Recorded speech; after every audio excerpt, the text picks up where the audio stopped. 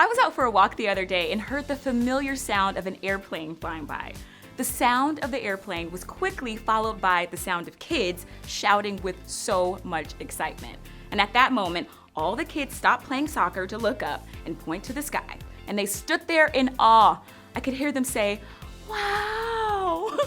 Their innate sense of wonder was immediately turned up as they asked questions like, "Where do you think the plane is going? How big is that plane? How can it fly so high in the sky?" Seeing their reactions made me feel like a kid all over again. I remembered lying in the grass for hours watching the clouds and hoping to see an airplane fly by.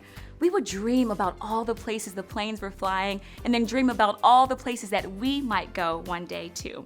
So this month, we get to talk about the wonderful truth that God is always with me, no matter where we go. So let's fly together and teach our preschoolers that no matter where they go, God is always with me.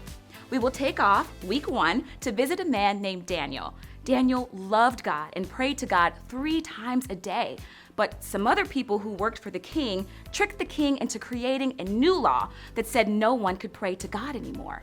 But Daniel trusted that God was always with him. This gave Daniel the courage to do what was right, even if it meant not doing what the king said, even if it meant he was the only one, even if it meant getting thrown into a lion's den. The good news for Daniel is that that word always means God is with you wherever you go, even in a lion's den. Week 2, we will fly over to a woman named Hagar and her son Ishmael. Hagar and Ishmael were forced to go somewhere extremely unfamiliar.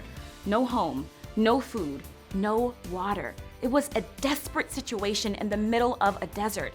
They could scream to the top of their lungs and no one would hear them. Well, so they thought. The truth was, they were not alone. God was with them and God was listening. God heard Hagar and Ishmael because God was always with them. Week 3, we will drop in to hear about the life of a man named Joseph. Now talk about a rough trip. If anyone should have felt alone, it should have been Joseph. But instead, Joseph kept believing that God was with him and that he could trust God's plans. Joseph did his best wherever he went, from prison to palace, giving God all of the glory. Through it all, Joseph was able to declare that God's plans are good. We will land a plane, week 4, with a man named Jonah.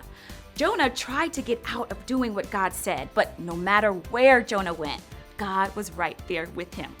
On a boat going the wrong way, God was there. In the deep of the sea, God was there. Inside the belly of a big fish, God was there too. Jonah finally learned that there's no point in trying to run away from God because God is with us wherever we go. Today, our preschoolers will go to places like school, daycare, church, and their grandparents' houses. And we know that God has plans for each of them. And as they grow, they will continue to go even more places that may be further away. We want to make sure that wherever they go, they can look to God with a trusting heart and say, "Let's fly," because they know God is always with me.